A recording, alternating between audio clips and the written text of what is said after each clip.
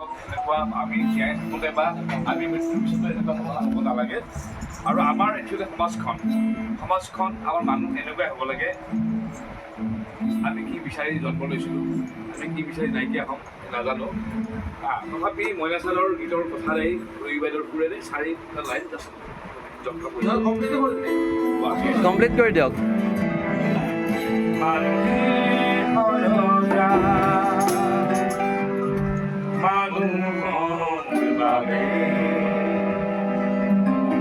তুমি আমাৰ